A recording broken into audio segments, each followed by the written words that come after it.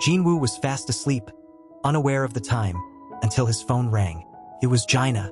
The moment she heard his groggy voice, she knew he was still in bed. Annoyed, she asked if he even realized what time it was. Jinwoo glanced at the clock. It was already 2 p.m. Jaina quickly reminded him about her parent-teacher meeting that day. Rushing to get ready, Jinwoo arrived at the school looking surprisingly well-dressed. Jaina was shocked at how good he looked.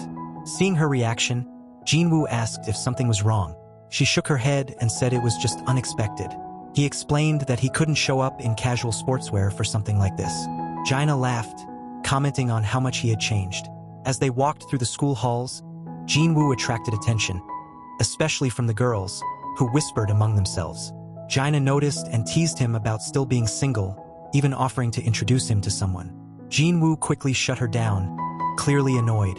During the meeting, Jaina's teacher spoke highly of her, calling her an excellent student and a role model. She mentioned Jaina's strong mock exam scores and was confident she could get into medical school. The teacher told Jinwoo not to pressure her too much, and he agreed. Before ending the meeting, the teacher asked, "What would you do if Jaina wanted to become a hunter?" Jinwoo didn't hesitate. "I wouldn't allow it," he said firmly. The teacher expected this response and then mentioned she had a favor to ask. Jinwoo met Song-yi, who was shocked to see him. He introduced himself as Jaina's brother, and Song-yi quickly realized why he was there. The teacher must have sent him to convince her to quit being a hunter, but she refused. "I won't quit, and I'm not going back to school," she said firmly. Jinwoo calmly pointed out that as an E-rank hunter, she wouldn't have many chances to make money. While she had earned well in his assault team, that was an exception. Frustrated, Song-yi snapped, telling him to leave if he was just going to lecture her. She even threw his rank back at him, reminding him that he was also E-rank. But Jinwoo remained calm. "I'm not here to lecture or convince you to quit," he said. "Come with me. I want to show you something." Meanwhile, in Japan, Jinchul stood at the airport, waiting as Dong-soo arrived. The moment Dong-soo saw him, he raised an eyebrow. Well, the chief of the Hunter Association himself came to welcome me. I'm honored." His tone dripped with sarcasm. Jinchul didn't waste any time. "How long do you plan to stay?" he asked bluntly. Dong-soo smirked. "Not long. You don't have to worry." Jinchul remained unconvinced. "You betrayed this country, and now you're back? And for what? To meet two people."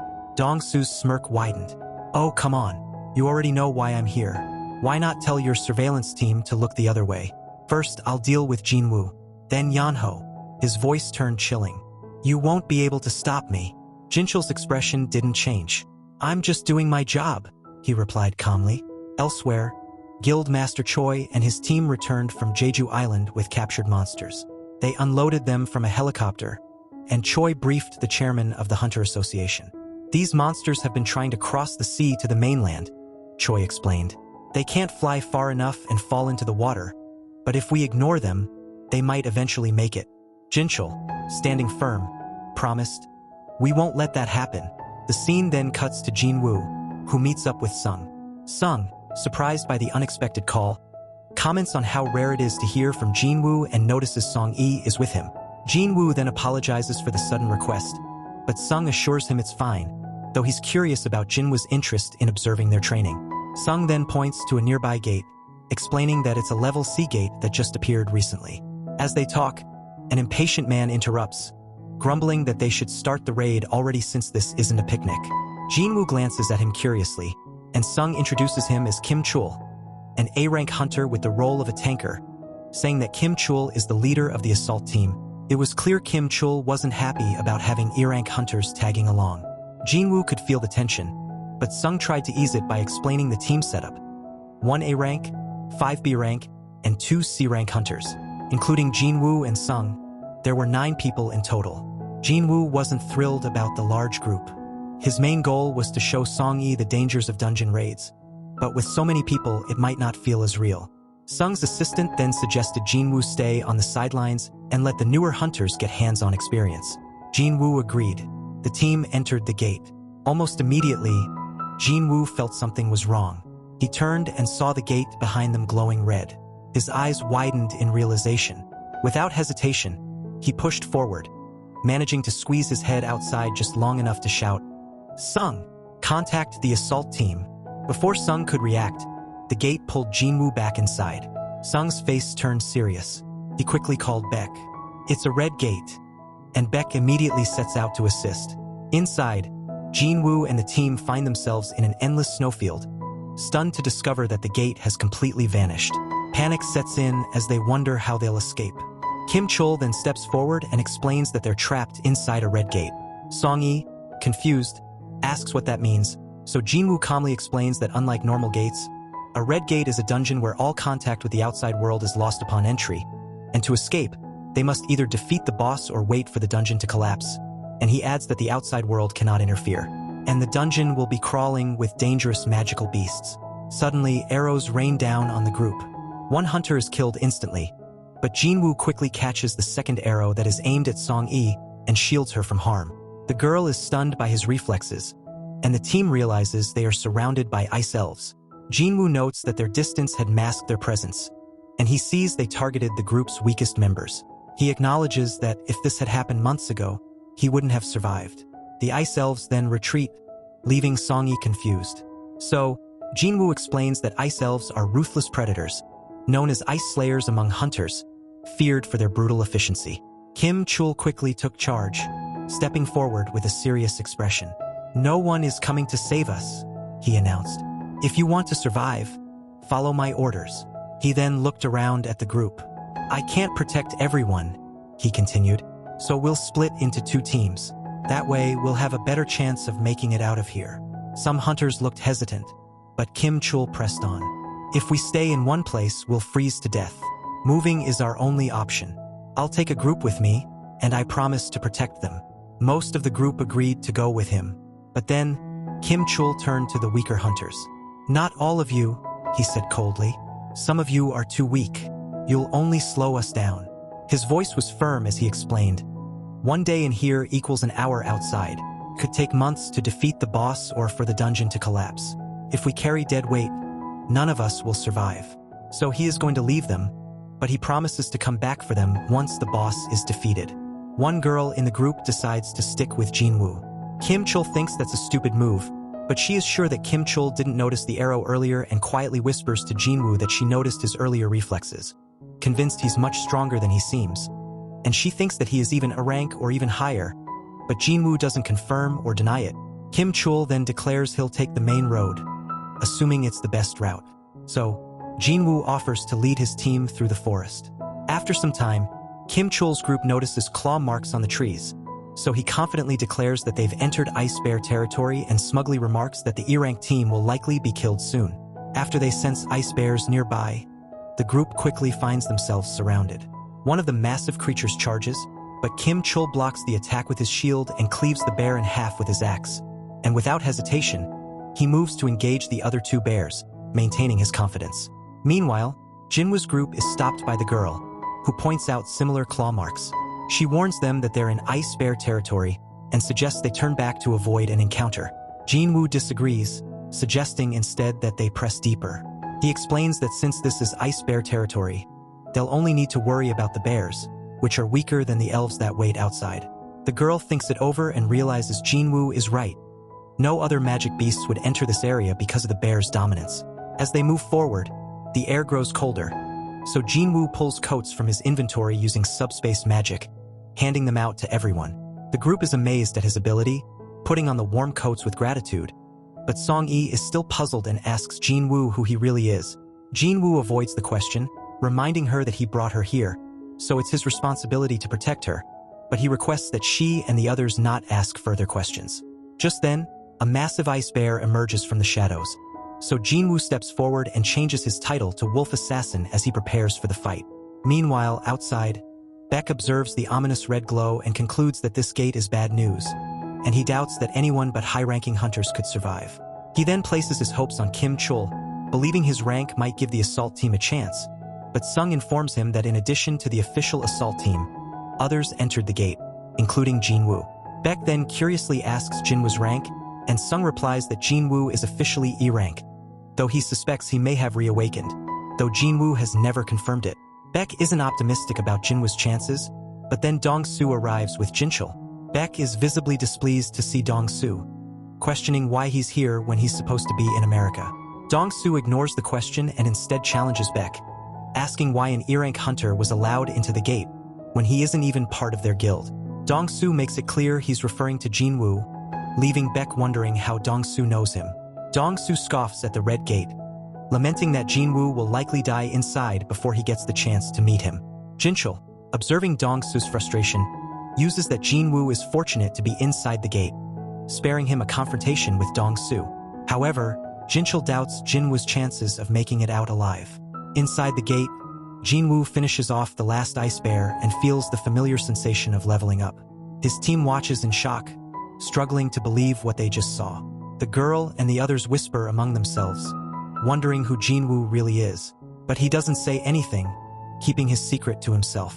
Later, the group gathers around a fire, eating roasted bear meat. As they eat, they talk about how incredible it was that Jin-woo defeated so many ice bears on his own. They've never seen anything like it. The girl, however, warns them not to get too comfortable. If there were this many bears, she says, then their lair must be nearby. Meanwhile, Song-yi watches Jin-woo closely. After dinner, instead of resting, he gets up and heads out for more training. She frowns. He just fought a huge battle, and now he's going out again? That's not normal. The others agree Jin-woo is definitely strange. Elsewhere, Jin-woo stands outside the ice bear's lair, preparing to test his shadow army. He summons his shadows and watches as they charge into battle. The shadow soldiers attack the bears with ease, cutting them down one by one. However, some of the ice bears fight back fiercely, tearing apart parts of his army. Jin-woo watches as his fallen soldiers quickly regenerate using his mana and return to the fight. His mages stand behind, casting powerful support spells, and Jin-woo nods in approval. They're better than I expected, he thinks. However, he also notices how much mana it takes to keep them going. Suddenly, the massive ice bear boss emerges from the lair. With a single, devastating attack, it wipes out Jinwoo's entire shadow army in an instant. Jin-woo stumbles as he feels his mana drain rapidly. Without his soldiers, he has no choice but to summon Igris. The Shadow Knight steps forward, unfazed by the massive enemy before him. The bear roars and charges at Igris, but the knight dodges with ease, moving like a blur. With a precise slash, Igris wounds the beast, forcing it to its knees. The ice bear boss roars in desperation, making one last attempt to attack, but Igris moves faster, swinging his sword and slicing off its head in one clean strike. Jin-woo watches in amazement. Even back when we fought, Igris held back by not using his sword, he realizes. Even now, he might still be stronger than me. He smiles and nods. Well done, Igris. Meanwhile, Kim Chul's party faces a different kind of nightmare. The elves. One by one, his teammates are killed. Now, Kim Chul is the only one left. He stares at the blood-covered battlefield, unable to believe what just happened. Only moments ago, he had been so sure of his strength. He had believed he was on the path to becoming an elite member of the White Tiger Guild. But now he was about to die. The elves stand before him, their cold, cruel eyes locking onto him. His body shakes in fear. He knows he has no chance of winning. Without another thought, he turns and runs as fast as he can, desperate to escape. Then, we see Jin-woo standing victorious over the dead bears, showcasing his immense power as a necromancer. With a simple command, shadow bears emerge from the corpses, seamlessly joining Jin-woo's ever-growing shadow army. Outside the portal, Sung explains that the strike force has been trapped inside for hours. Because time moves differently in the portal, that means they've been inside for days. Red gates are extremely dangerous, so Dong-su assumes Jin-woo must already be dead. Without hesitation, he turns to leave. But just as he's about to go, he suddenly stops. He frowns and demands to know why Jin-woo was with the White Tiger Guild in the first place. Sung casually replies that Jin-woo is just an acquaintance who wanted to observe a C-rank mission. He hopes this answer will satisfy Dong-su, but to his shock, Dong-su suddenly grabs him by the throat and begins choking him. Dong-su isn't fooled. He knows Sung has a gift for spotting talented hunters. If Sung allowed Jin-woo to join, then Jin-woo must be more than just an ordinary E-rank. Before things escalate further, Beck steps in. His body begins to transform as he warns Dong-su to stop. But instead of backing down, Dong-su becomes even angrier. He looks at Beck with contempt and calls him a big fish in a small pond, mocking his strength. Then, both S-rank hunters release their power. A wave of pressure spreads through the area, making everyone around them tremble in fear. Sung watches in alarm. If the two S-rank hunters fight here, the whole area could be destroyed. But neither Baek nor Dong-su is willing to back down, and in an instant, the two clash. Inside the portal, Kim Chul runs through the snowy forest, relieved that he managed to escape the elves. But his relief is short-lived. He stumbles upon something horrifying, the shredded corpses of the ice bears. Their bodies are torn apart, and the sheer destruction sends chills down his spine. Kim Chul can't believe what he's seeing. The E-rank hunters he abandoned couldn't have done this. Could they? His hands shake as he stares at the carnage. Then, he convinces himself that it must have been the Ice Slayers, the powerful creatures that rule this dungeon. He wants nothing to do with them, so he quickly turns and runs deeper into the forest. Outside the portal, meanwhile, the fight between the two S-rank hunters is suddenly interrupted. Jinchul steps in and manages to stop them before they go too far. Dong-su raises an eyebrow, impressed. Jinchul, breathing heavily, admits that the only reason he's still standing is that they both held back at the last moment. If they had used their full strength, he would have been torn apart. Trying to calm the situation, Jinchul insists that Jinwoo is just an E-rank hunter. He even reminds Dong-su that he re-evaluated Jinwoo 2 months ago and found no reason to believe otherwise. Then, Jinchul explains something important. The investigation into Dong-su's brother's death revealed that it was caused by a magic beast, not another hunter. But Dong-su doesn't believe it. He calls it a convenient lie, convinced that the truth was covered up. If Jinwoo isn't the one who killed my brother, Dong-su mutters, then it must have been Yeonho. Jinchul frowns. Then why are you targeting Jinwoo? Dong-su smirks coldly. It's an excuse to kill. Before the conversation can continue, Dong-su receives a call and is forced to leave. As he walks away, he mutters that Jinwoo is lucky. For now. Sung watches him go. He knows that everyone underestimates Jinwoo. No one else understands his true strength. But Sung is sure of one thing: Jinwoo will survive the Red Gate. Inside the gate, Jinwoo's group sits around a fire trying to stay warm. But their moment of peace is shattered when Kim Chul storms in, furious to see these weaklings alive and thriving. Dressed in weather gear and surrounded by blankets and food, they're clearly in much better shape than his own group. So, Kim Chul gets enraged and accuses them of hoarding supplies, claiming his team died because they lacked proper equipment. Blinded by anger, he demands to know who is hiding all the gear and blames Park, suspecting she joined the weaker group because she knew the truth. Kim Chul then issues an ultimatum, counting down from 3 and threatening to eliminate them all if the culprit doesn't confess. And when no one speaks up, he screams Jinwoo's name, assuming him to be responsible, and prepares to attack. However, before Kim Chul can act, Jinwoo suddenly appears and utterly overpowers him. The group is stunned by their leader's unexpected return, and Jinwoo admonishes Kim Chul for blaming others for his party's failure. Jinwoo also senses something more sinister nearby and accuses Kim Chul of dragging even greater trouble into their midst. Turning his attention to the surroundings, Jinwoo calls out to the hidden presence, stating that their aura is far too strong to go unnoticed, and he orders them to drop their stealth. The Ice Elves appear. Suddenly, the Ice Elves reveal themselves. Their leader steps forward, looking at Jinwoo with disgust. One of you humans is actually strong, he says. Jinwoo glares at him and responds in the elves' own language, shocking everyone. Even he is surprised. He never learned their language, so how is he speaking it fluently? He quickly realizes it must be because of his cheat-like system. The elven leader smirks and explains why they are there. One of his warriors sensed Jinwoo's power when he stopped the arrow, so he wanted to fight him. But before the elf can finish talking, Jinwoo suddenly swings his blade, chopping off the challenger's head. The leader chuckles, amused by Jinwoo's brutality. But Jinwoo isn't interested in playing games. Without hesitation, he attacks the leader. The elf blocks skillfully, and Jinwoo quickly realizes this opponent won't be easy to defeat. Still smirking, the leader says, "You're not human, are you? Why pretend?" Jinwoo is confused. What does he mean? The leader laughs and explains something strange. All elves hear a voice in their minds, a voice that commands them to kill humans. But for some reason, they don't hear it when it comes to Jinwoo. This makes Jinwoo suspicious. Why are they silent toward him? Could it be connected to his system? The leader then suggests that Jinwoo isn't entirely human. He advises Jinwoo to hand over the other humans, saying it would be the smart choice. Jinwoo ignores the offer and instead asks why the elves are attacking humans at all. The leader starts to answer, but then something bizarre happens. His body glitches, and he repeats himself, like a broken record. Jinwoo watches carefully. Something isn't right. Finally, the leader shakes off the strange moment and warns Jinwoo that defying them will make him an enemy of the elves. He reminds Jinwoo that they have the advantage in numbers, but Jinwoo doesn't care. He looks straight at the leader and asks, "And what makes you think that matters?" Then, with a simple command, he summons his shadow army. The humans standing behind him stare in disbelief. How is this even possible?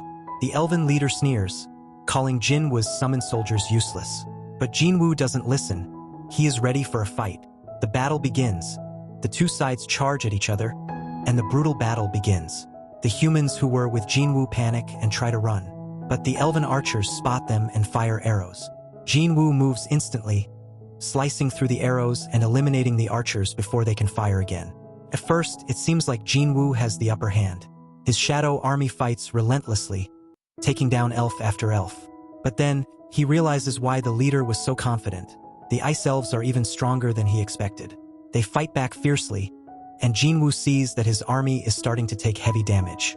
His shadow soldiers are immortal, but every time they are destroyed, he has to use his mana to bring them back. Jinwoo has a lot of mana, but it's not endless. If this battle drags on too long, he might run out. And worse, the elven leader is stronger than him. Jinwoo grips his weapon tightly. He knows this won't be an easy fight, but giving up is not an option.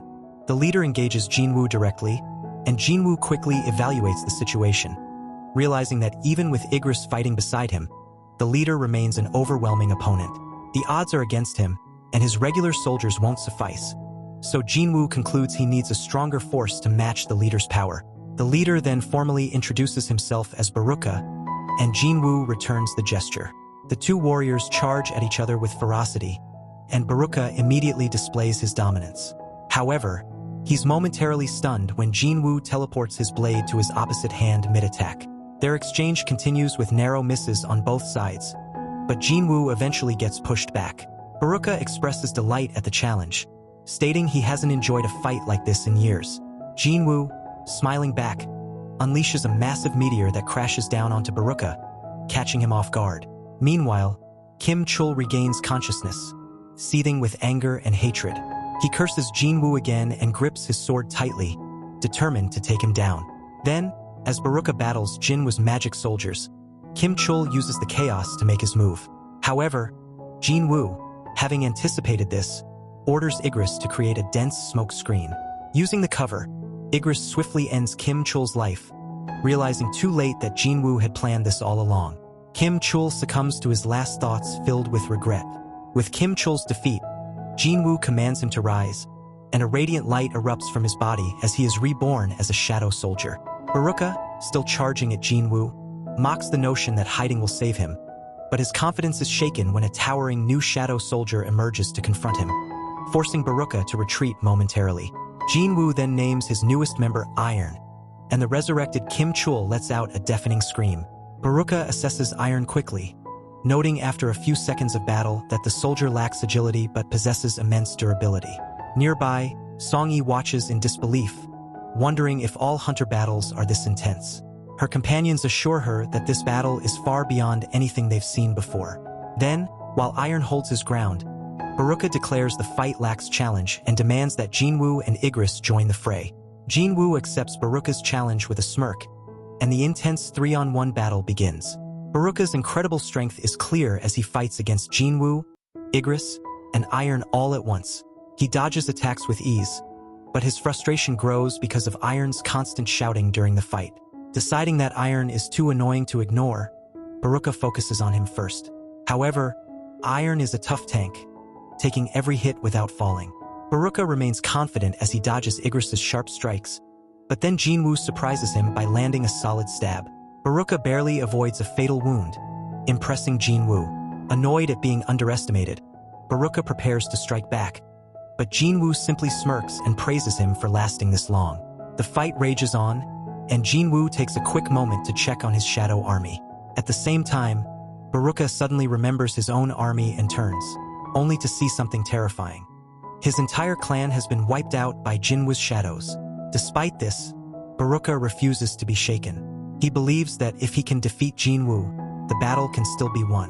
When Jinwoo throws a dagger, Baruka mocks him, calling him a fool for throwing away his weapon. But he underestimates Jinwoo. Jinwoo recalls the dagger in an instant, sending it flying back with perfect accuracy. Baruka barely blocks it, but in doing so, his own weapon shatters. Jinwoo takes advantage of this moment. He commands Iron to grab Baruka, holding him still. With Baruka trapped, Jinwoo's magic soldiers unleash a powerful fire attack, engulfing Baruka in flames. The explosion is massive, and the ground shakes from the force.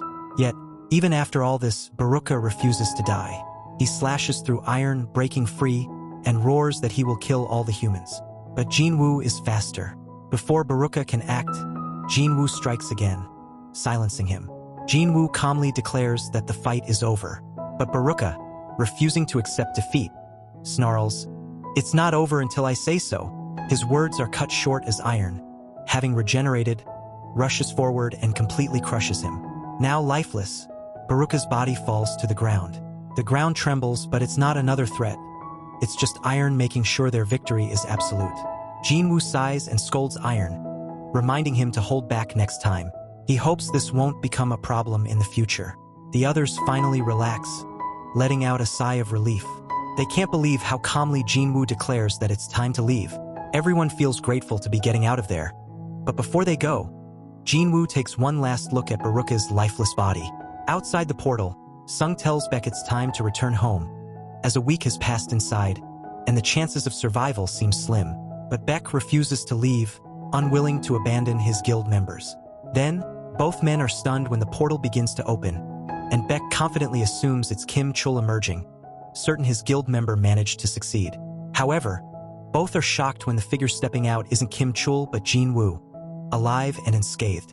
Sung's confidence proves correct, and Jinwoo stands as the undeniable victor. The gate then closes, and Baek is left wondering about Kim Chul's fate. And when he learns that only the low-ranked hunter survived, he is horrified and deeply curious about what transpired inside. Baek steps forward, demanding answers from Jinwoo. But Jinwoo, clearly exhausted, tells him to ask someone in his guild instead. Baek is caught off guard. He wasn't expecting such a dismissive response. But more than that, the way Jinwoo spoke, it wasn't a request. It was an order. For a moment, Baek wonders if Jinwoo is threatening him. Tension fills the air. Baek's expression hardens as he reminds Jinwoo that 6 of his guild members are missing. It's his responsibility to find out what happened to them. Jinwoo, however, remains calm. He points out that he saved the only 2 survivors. Instead of questioning him, Baek should be thanking him. Baek pauses, realizing Jinwoo is right. He takes a deep breath and apologizes for his attitude. With the tension gone, Jinwoo says no more and takes Song-yi home. After Jinwoo departs, Baek turns to Sung, asking about Jinwoo and why he seems so angry. Sung explains that Jinwoo only changed after defeating the boss. Sung suggests that it must be due to exhaustion, noting that Jinwoo is usually a kind person. Then, Baek gets intrigued and instructs Sung to do whatever it takes to recruit Jinwoo into their guild. Jinwoo drops off Song-yi at her home. She thanks him for everything and says she looks forward to seeing him again. As he walks away, Jinwoo reflects on everything that happened. Even though it felt like they were trapped for a long time in the real world, less than a day has passed. But instead of feeling victorious, Jinwoo is disappointed. After all the trouble, all he got was a single dagger.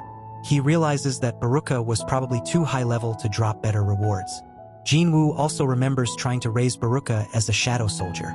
He attempted 3 times, but it didn't work. He sighs, reminding himself that at least he gained iron from the battle. Still, one thought lingers in his mind. This was the 3rd time he has had to take human lives. The next day, Jinwoo meets Yeonho, but he's shocked by Yeonho's flashy and over-the-top attire as they prepare for their mission. Jinwoo tells Yeonho that they need to pick someone up first. That someone turns out to be Song-yi, much to Yeonho's surprise. Seeing how informal Jinwoo and Song-yi are with each other, Yeonho grows suspicious. Then, when Jinwoo casually asks Song-yi if she managed to get any sleep, Yeonho misinterprets the interaction, worried about Jinwoo's intentions. Yeonho reminds him that Song-yi is underage. Jinwoo brushes it off, clearly unaware of Yeonho's misunderstanding, which only fuels Yeonho's concern. Thank you for watching. If you like the video, subscribe to our channel.